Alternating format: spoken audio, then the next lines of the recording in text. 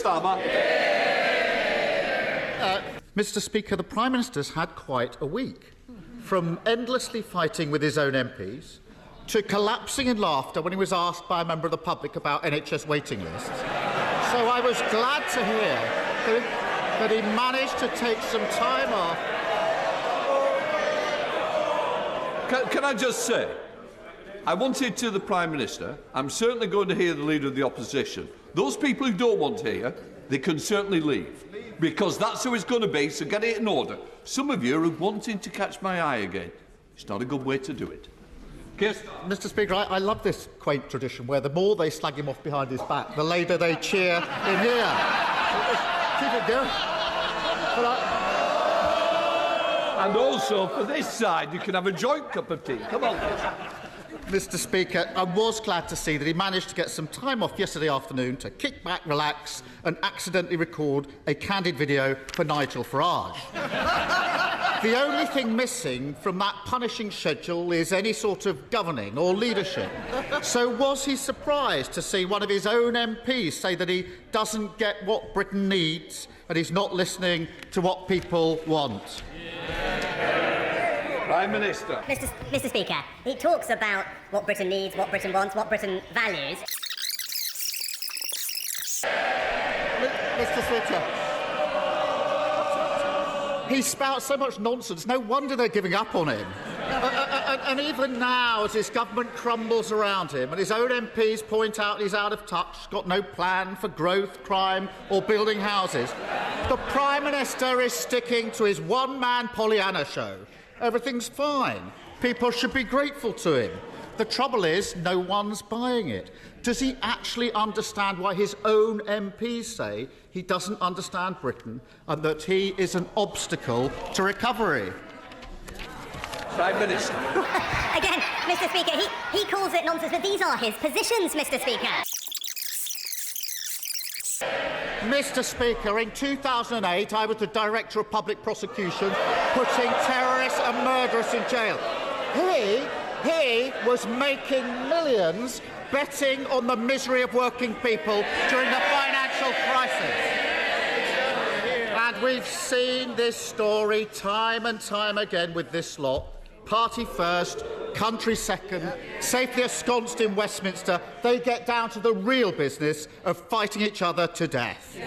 The country forced to endure their division and chaos, the longest episode of EastEnders ever put to film. Meanwhile, this week we discover that Britain is going to be the only major economy that no longer makes its own steel. That the government is handing out £500 million to make 3,000 steelworkers redundant. And that the parents of thousands are being told that his free childcare promise is nothing but a mirage. Isn't he embarrassed that the Tory party is yet again entirely focused on itself? Mr. Speaker, yet more sniping from the sidelines. Yeah, you can see.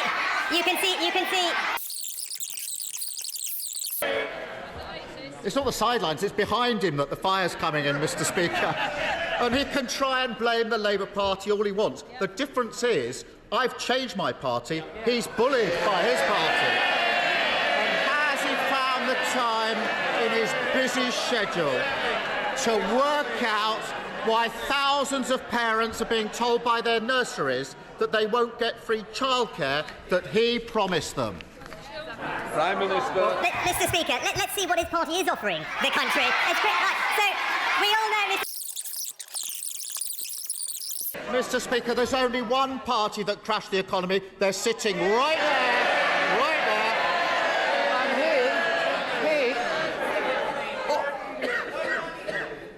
And Oh, Mr. Holmes, you've had your question already. Obviously, you don't want to remain for the resident. Here's Salma. He is Mr. 25 tax rises.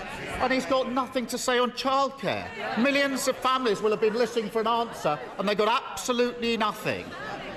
He announced that scheme a year ago, claiming it would get 60,000 parents back into work. Only on Monday of this week did he notice there was some, in his words, practical issues with that. 8 weeks before its launch, Parents can't budget, plan for work, or make arrangements with their employers. And the Prime Minister's response is to say, it's all fine, it's the fault of the Labour Party. Is this merely a practical issue, or is it yet another example of him simply not understanding how life works for other people? Mr. Speaker, we're delivering the biggest ever expansion of childcare in this country's history.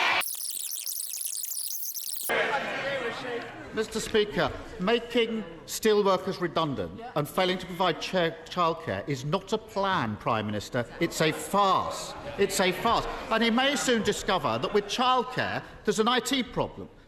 Nurseries haven't got the spaces. They haven't got the staff. There's a black hole in their budget, and it's 8 weeks to go. That isn't a plan. And families across the country, well, they can laugh all they like. Families are making plans now. They laugh at it, of course they do. Families are struggling with a cost of living crisis, trying to work out the household budget, balancing spiralling mortgages, prices and eye-watering bills.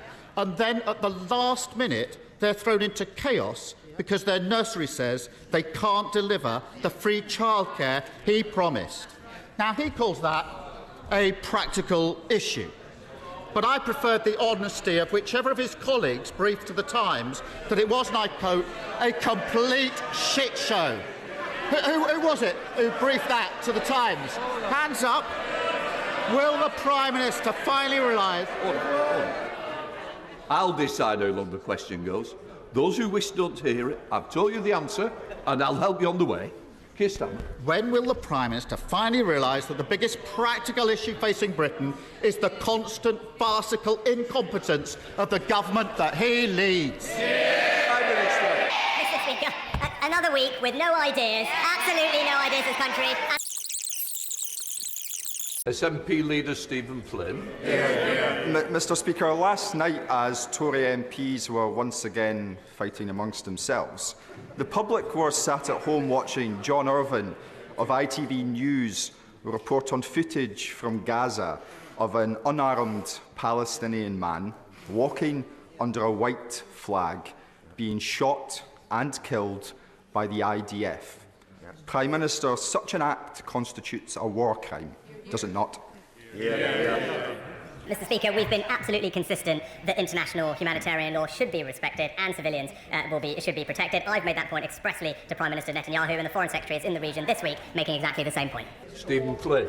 Mr. Speaker, I don't think it's unreasonable to expect the Prime Minister of the United Kingdom to rise to that dispatch box and tell the people of these Isles and elsewhere that shooting an unarmed man walking under a white flag is a war crime. Now, in recent weeks, this House has acted with urgency and intent following an ITV drama. The question is, will this House now show the same urgency and intent following this ITV news report? And finally, back a ceasefire in Gaza. Mr. Speaker, no one wants to see this conflict go on for a moment longer than necessary. Boo-hoo! Poor Tory Hugh is being made fun of by the BBC.